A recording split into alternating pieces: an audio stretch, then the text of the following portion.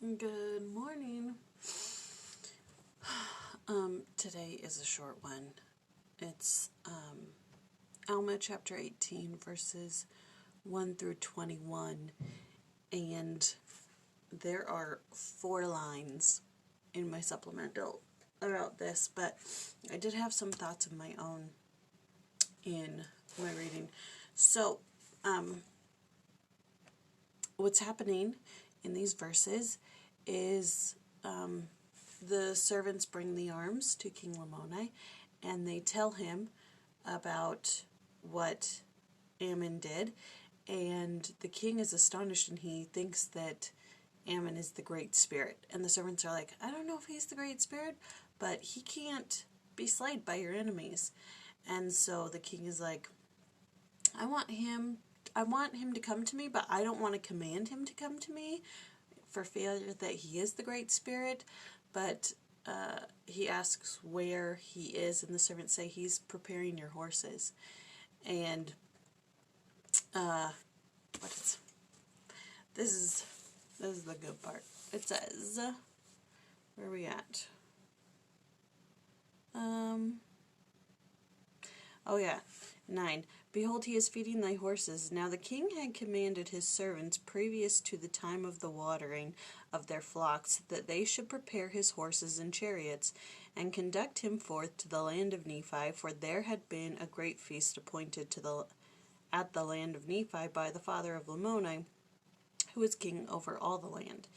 Now when King Lamoni heard that Ammon was preparing his horses and his chariots, he was more astonished, because of the faithfulness of Ammon, saying, Surely there has not been any servant among all my servants that has been so faithful as this man, for even he doth remember all my commandments to execute them.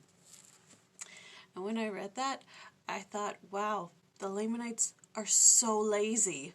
Like, in general, they're lazy. They're a lazy people.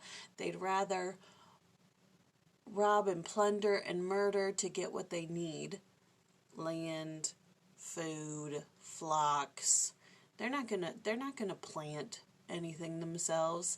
They're gonna capture slaves and have them do it for them. So lazy. But even the servants of the king are lazy. Like, you're the servant of the king and you don't do what he says? Even though you know he kills his servants, you're not going to do it because you're that lazy?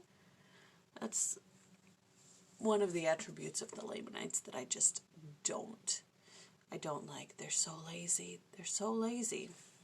Anyways. And then Ammon naturally goes there because the chariots are ready. And he walks in and he sees that the king is like acting weird, and so he's like, okay, I'm just gonna back right up. But then one of the servants asks him to stay, and Ammon goes, what do you want? And the king doesn't answer him for the space of 1 hour. They just stand there, awkward, waiting for an hour. And then of course Ammon is like, is it because you know what I did? Is that the reason? And then he's like, oh my goodness, you can read my thoughts. But Ammon's like, no, I can't.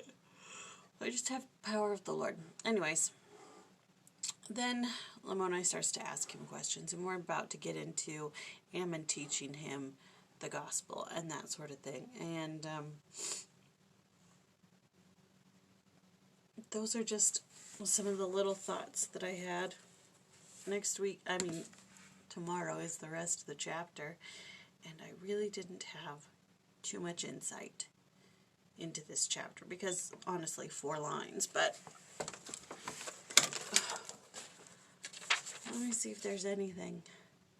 Oh, the Lamanite word Rabbana means powerful or great king. Is strikingly similar to other Semitic words having essentially the same meaning. For example, the New Testament word Rabboni clearly refers to one who is a leader. Also, the word rabbi, which is used frequently by Jewish people, designates one who teaches or leads. that the spoken language of both the Nephites and the Lamanites is derived from the Hebrew is made quite clear in several places in the Book of Mormon. In fact, even as late as the 4th century A.D., one Book of Mormon prophet said, "If our plates had been sufficiently large, we should have written in Hebrew." Anyways, there's that. Oh, anyways, there's something in here about horses and chariots. And it says, two major questions have been raised by anti-LDS critics of the Book of Mormon concerning the statement that there were horses and chariots on the American continent before the time of Christ. These critics have maintained, 1, no horses existed on the American continent before the time of Columbus, and 2, the people who lived in America did not know the principle of the wheel before the coming of Columbus. However, since the publication of the Book of Mormon, considerable archaeological evidence has come forth to reinforce its claims that there were horses on the American continents before the time of Columbus, and that these early people did know the principle of the wheel. Well, there you go. Alright, that's all. Alright, love you. Talk to you later.